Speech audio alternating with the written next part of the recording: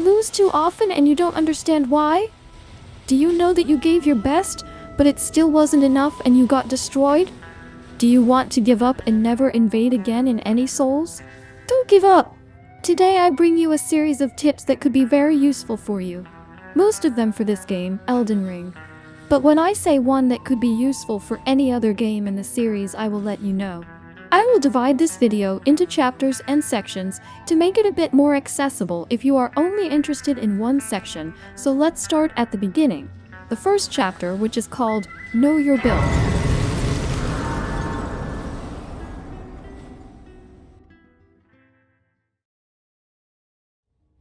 In this chapter, we will look at specialization in a build, the weapons and armor you can or should use in it, and how to manage your healing. What I mean by this is, as we know, in the game there are 10 starting classes from which we can choose which one we want to start our game with. Keeping this in mind, we will select the one that will facilitate the objective of our build. Like, for example, if I want to make a strength character, or a character with a quality build, I will choose the Vagabond class. Of course, this could not yet be counted as specialization in a build. To be able to do that, you need to know your playstyle and what you are comfortable playing with, because if you play comfortably, it will be easier to get used to your weapons.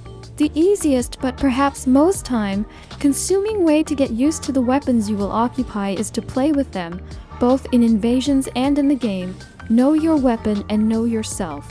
A standard that you should manage in your characters is to have 60 vigor. This will allow us to have a good amount of life. Plus, if we combine this with Erdtree's Favor +2 and the Crimson Amber Medallion +3 Talisman, it will give us a total of 2173 in your vigor. And if in your case you find yourself playing the Seamless Cop mode, you can add the Great Rune of Morgott, which will leave you with 2717 in your vigor. Now it's time to talk about armor. The ideal would be to be consistent. If we already have a high level of vigor, it would be fair to have your endurance high enough to have the capacity to carry a good armor that gives you a good amount of poise. In my case, the armor I usually use the most is Scaled Armor, Bullgoat Gauntlets, and Bullgoat Graves. To finish this chapter, let's go with the management of your healing. I think I'm not wrong when I say that Elden Ring is one of the souls of From Software that gives us more healing items.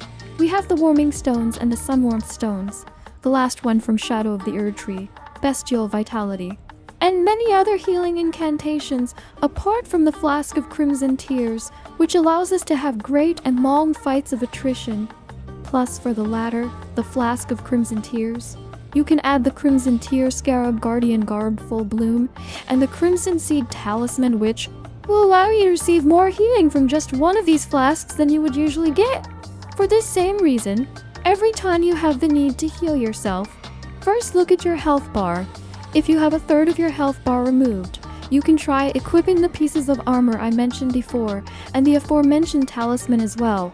And if you want to regenerate your health faster, you can equip the Royal Remains armor set along with the Icon Shield and the Blessed Dew talisman.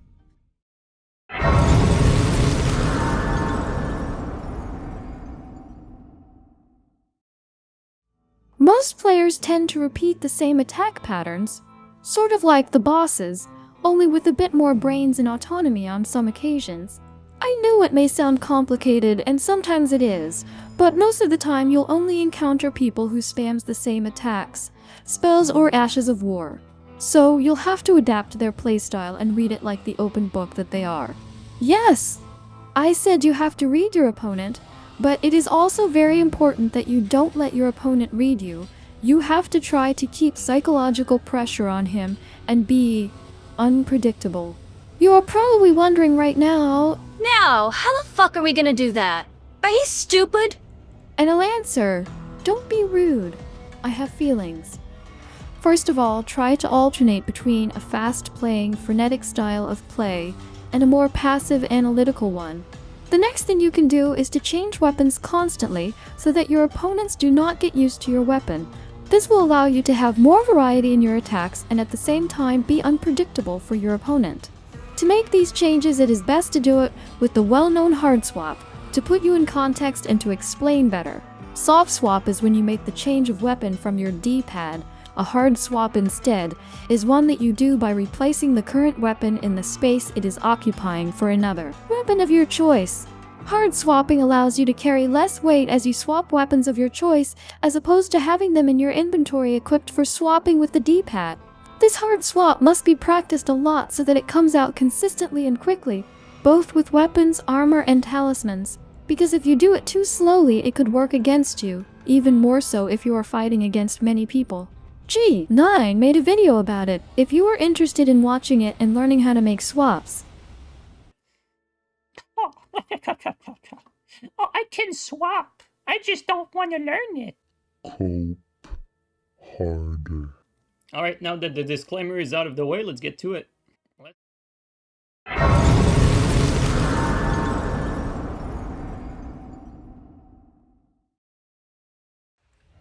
Yes, I know this chapter sounds awful, but believe me, Elden Ring, either the normal game or the seamless cop mode, are full of ganks. Either people trying to finish the game or people who are waiting there just to kill invaders. So yes, my little letters, sooner or later you will end up encountering. Then, be mentally prepared, and if you lose there is no reason to feel bad.